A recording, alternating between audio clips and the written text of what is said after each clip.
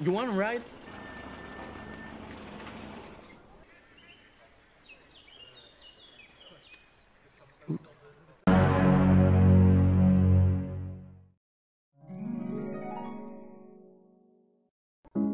Pembunuh bayaran mafia rokok menghabisi keluarga Italia yang beranggotakan 4 orang dengan dingin, karena ia yakin mereka adalah keluarga Giovanni Manzoni.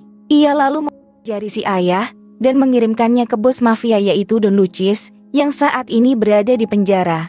Namun, setelah menguji ujung jarinya, terkonfirmasi bahwa Rocco telah membunuh orang yang salah, sehingga Rocco diperintahkan untuk terus mencarinya. Keluarga Giovanni yang sebenarnya telah meninggalkan Amerika untuk tinggal di Normandi, Prancis, di bawah program perlindungan saksi FBI. Giovanni adalah seorang mantan bos mafia. Istrinya bernama Maggie, anak perempuannya bernama Belle, anak laki-lakinya bernama Warren, serta anjing mereka bernama Malavita. Alasan mengapa mereka terus-menerus pindah dan mengubah nama mereka, karena Don bertahun-tahun mencoba menghabisi Giovanni, karena ia adalah bos mafia saingannya. Giovanni melakukan serangan balik, dengan mengadu kepada polisi, lalu mengirim Don ke penjara, dan sekarang anak buah Don terus mencarinya untuk membalas dendam. Keluarga Giovanni tiba di rumah baru mereka di tengah malam. Setelah menyalakan listrik dan menyalakan api, Giovanni berpura-pura pergi melihat-lihat sekitar rumah. Tapi sebenarnya, ia mengeluarkan mayat dari bagasi mobilnya, dan menguburnya di halaman belakang. Keesokan paginya, semua orang bersiap memulai hari pertama dalam kehidupan baru mereka. Maggie pergi untuk melihat-lihat kota, dan mengamati apakah ada sesuatu yang menarik untuk dilakukan. Ia berbincang dengan seorang pelayan, dan si pelayan mengatakan jika ini adalah kota kecil, dan tidak ada banyak yang bisa dilakukan di sana. Kemudian, ia pergi ke toko swalayan untuk membeli bahan makanan. Di sana, ia mendengar pekerja dan beberapa pembeli menghina orang Amerika. Pekerja berpikir jika Maggie tidak mengerti apa yang mereka katakan, karena mereka berbicara dalam bahasa Prancis. Merasa kesal, Maggie mengambil alkohol dan tabung gas dari rak, lalu menempatkannya di gudang. Setelah itu, ia menyalakan korek api dan melemparkannya ke tabung gas. Dengan tergesa-gesa, Maggie membayar belanjaannya, kemudian meninggalkan toko swalayan tepat sebelum terjadinya ledakan. Di sisi lain, Belle dan Warren pergi ke sekolah baru mereka. Warren dipukuli oleh para pembuli di kamar mandi, setelah ia berbicara kepada mereka dengan nada lancang. Saat jam makan siang tiba, Warren bertemu dengan Belle dan menceritakan semua informasi yang ia dapat. Ia sudah mempelajari tentang siapa yang menguasai sekolah, karena ia ingin membentuk kelompok mafia kecil. Setelah sekolah usai, Belle mulai berjalan pulang.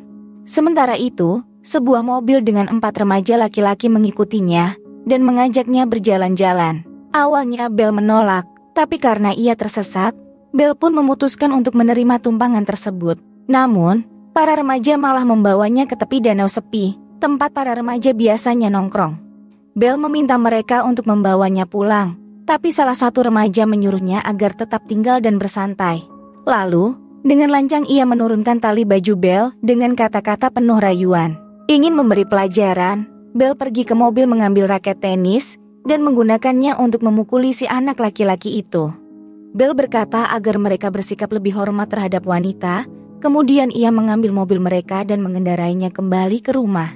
Sementara itu, Giovanni sedang bersantai di gerbang rumah sambil merokok. Ia segera menyadari ada agen FBI yang sedang bersembunyi serta mengawasinya. Ia memutuskan untuk kembali ke taman kaca dan mencari sesuatu. Setelah membuang beberapa barang, ia menemukan mesin ketik yang masih berfungsi.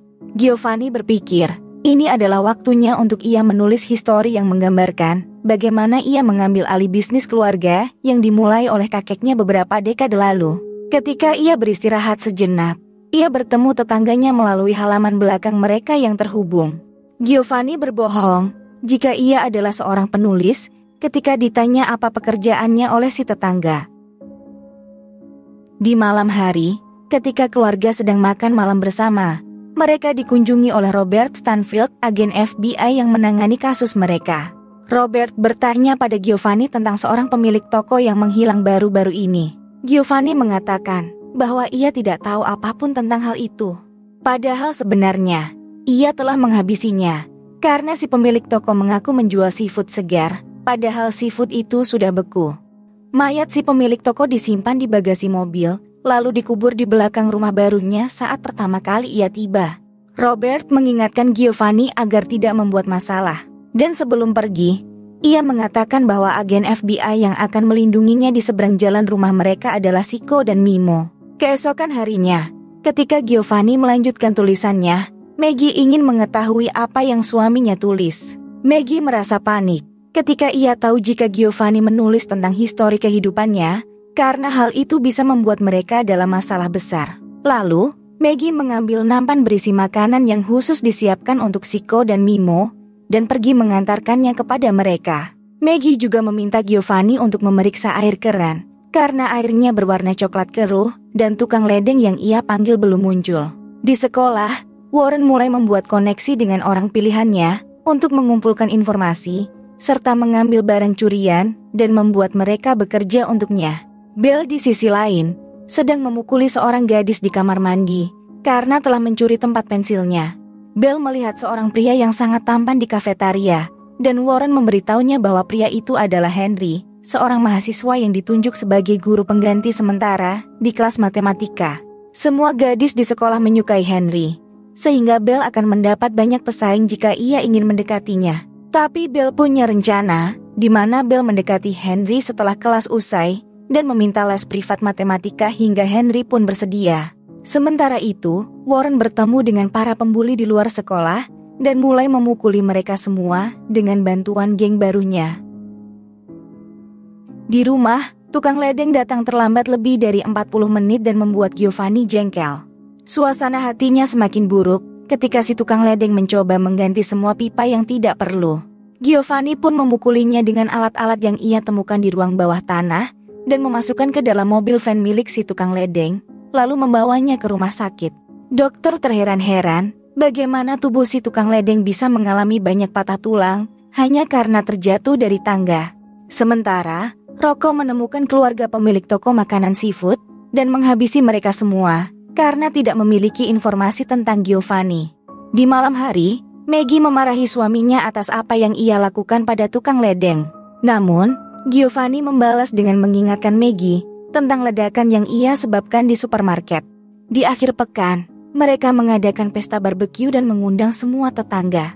Sebuah ide yang tidak mereka sukai, tetapi Robert bersikeras agar mereka bisa beradaptasi lebih baik dengan komunitas lingkungannya. Maggie bertanya pada Bill tentang pria bernama Henry yang ia undang dan mengingatkannya agar menggunakan pelindung bila ingin main kuda-kudaan. Tetapi Bill menjawab agar ibunya tidak khawatir, karena ia akan memilih waktu dan tempat yang tepat dengan Henry.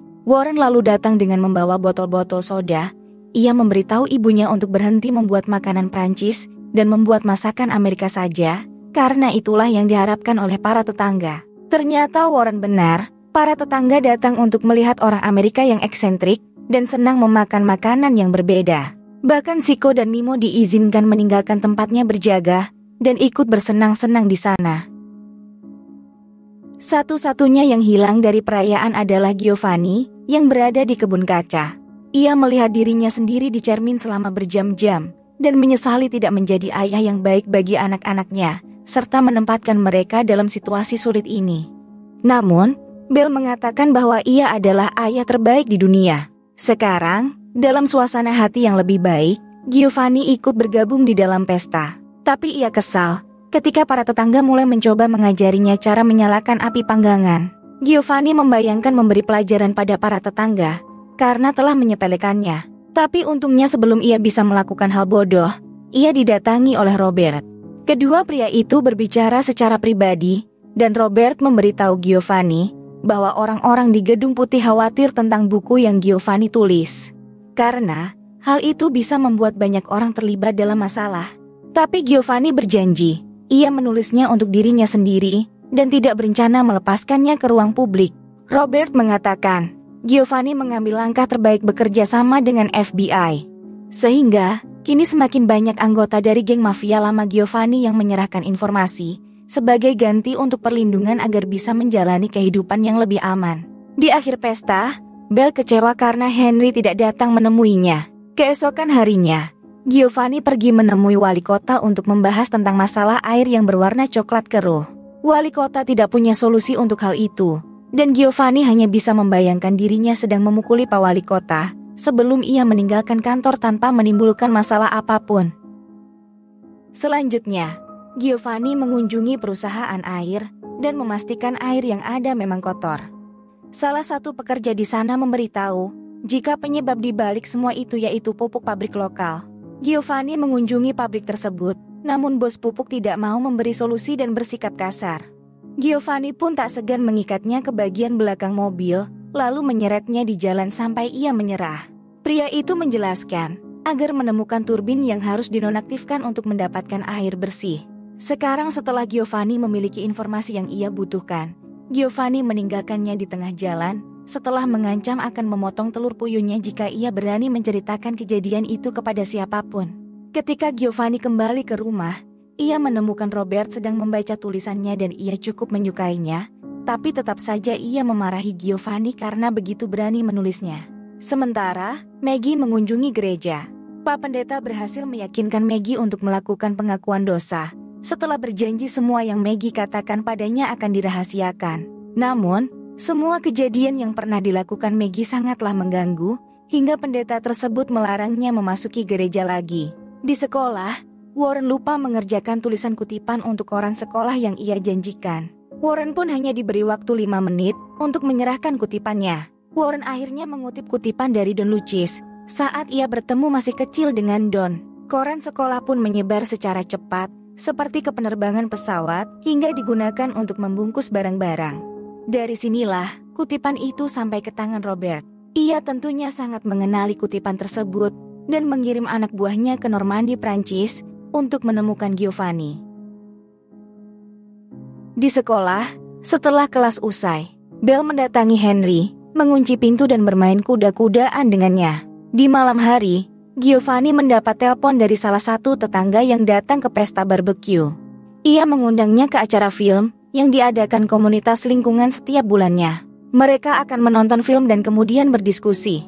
Karena mereka akan menonton film klasik Amerika, mereka pun ingin Giovanni berada di sana untuk memandu perdebatan dengan keahliannya sebagai penulis. Giovanni menerima tawaran itu, namun karena FBI mendengarkan semua percakapannya di telepon, Robert muncul beberapa menit kemudian dan memberitahunya jika itu adalah ide yang buruk. Giovanni menjawab jika ini adalah cara yang bagus untuk menunjukkan bahwa ia bisa berbaur dengan komunitas di sekitar lingkungannya. Dengan alasan itu, Robert akhirnya setuju untuk datang ke acara tersebut bersama Giovanni. Keesokan harinya, kegiatan kriminal Warren ditemukan oleh dewan sekolah. Ia pun bergegas kembali ke rumah untuk mengambil sejumlah uang dan dokumen palsu untuk melarikan diri ke Paris, dan ingin memulai bisnis ilegalnya sendiri, seperti yang dilakukan ayahnya pada usia 13 tahun. Sebelum pergi, Warren mengucapkan selamat tinggal pada Belle. Belle yang jatuh cinta pada Henry merasa depresi, karena sebentar lagi ia akan lulus sekolah, serta ia akan tinggal di Paris juga nanti. Giovanni meninggalkan boneka berbentuk manusia di kursinya, agar FBI mengira itu adalah dirinya. Ia kemudian menyelinap keluar rumah, lalu berencana membuat ledakan di turbin, yang membuat air di rumahnya menjadi coklat keruh. Setelah itu, ia bertemu dengan Robert, dan bersama-sama pergi ke acara film. Mereka akan menonton film berjudul Goodfellas, dan Robert berpikir ini adalah ide yang buruk. Tetapi Giovanni menahannya agar tidak pergi sebelum film dimulai, karena hal itu akan mencurigakan orang-orang. Setelah film selesai, Giovanni diminta untuk memberitahu penonton tentang seberapa akurat keadaan kota New York yang sebenarnya. Giovanni mulai bercerita tentang kehidupannya di sana sebagai bos mafia, namun semua orang menganggap cerita Giovanni hanyalah karangan saja. Robert kesal dengan pernyataan Giovanni. Ia berpikir Giovanni sudah di luar kendali. Ia segera menelpon Chico dan Mimo untuk memberitahu mereka agar mengumpulkan keluarga Giovanni dan memulai rencana kedua. Sementara itu, Warren ada di stasiun, menunggu untuk naik kereta ke Paris. Di sisi lain, Belle sedang berada di atas atap sebuah gedung sambil menelpon Henry dan berkata ingin selalu bersamanya. Namun pada saat itu, Warren dan Belle melihat kedatangan sekelompok geng mafia tiba di sana, sehingga mereka memutuskan untuk kembali ke rumah untuk memperingatkan orang tua mereka. Warren menelpon ke rumah, tapi Maggie tidak berada di sana. Geng mafia menghabisi semua orang di kantor polisi, dan menggunakan catatan histori polisi untuk menemukan alamat Giovanni. Geng mafia juga menghabisi petugas pemadam kebakaran dan membocorkan ban mobil mereka. Maggie bergabung dengan Chico dan Mimo. Ia mencari keberadaan anak-anaknya karena mereka tidak ada di rumah. Tak lama kemudian sebuah ledakan terjadi di kota, dan itu adalah bom yang Giovanni rencanakan. Ia sudah memprogram agar meledak sekarang, sehingga ia bisa menggunakan kehadirannya di acara film tersebut sebagai alibi. Robert mengantarnya kembali ke rumah dan memperingatkan Giovanni agar tidak keluar. Maggie juga ingin kembali ke rumah, tapi begitu ia melangkah keluar, ia melihat sosok pria misterius berpakaian hitam dan kembali ke dalam bersama Chico dan Mimo. Ia mencoba menelpon ke rumah, tapi Giovanni tidak mengangkat teleponnya. Para mafia tiba di rumah dan meledakkan rumah itu. Mereka juga menghabisi tetangga yang datang untuk melihat keributan yang terjadi. Beruntung bagi Giovanni, ia selamat karena bersembunyi di taman setelah mendengar gonggongan Malavita sebagai tanda peringatan. Saat Chico dan Mimo mendekati pintu, mereka langsung dihabisi oleh salah satu anggota geng mafia dan mengancam akan memperdaya Maggie sebelum menghabisinya. Giovanni tiba tepat waktu dan mencekiknya dari belakang. Sementara, Maggie mengambil senjata tajam lalu menghabisi pria tersebut. Ketika para mafia sibuk mencari Giovanni dan keluarganya di reruntuhan rumah dan berdebat apakah mereka harus menghabisi anjing itu atau tidak, Warren dan Bell tiba.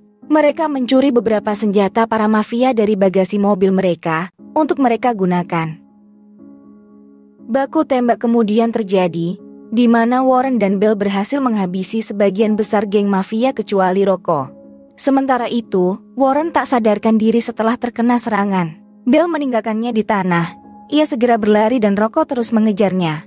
Akhirnya Robert tiba-tiba muncul dan menabrak Rocco dengan mobilnya. Para anggota mafia mungkin sudah tewas, tapi untungnya identitas keluarga Giovanni masih belum diketahui.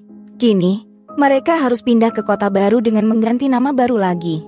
Giovanni merasa senang karena setidaknya ia bisa menceritakan kisah kehidupannya kepada banyak orang, meski mereka semua mengira itu adalah cerita palsu.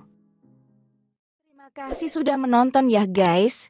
Jangan lupa untuk di-subscribe, like, komen dan share. Hatur nuhun pisan.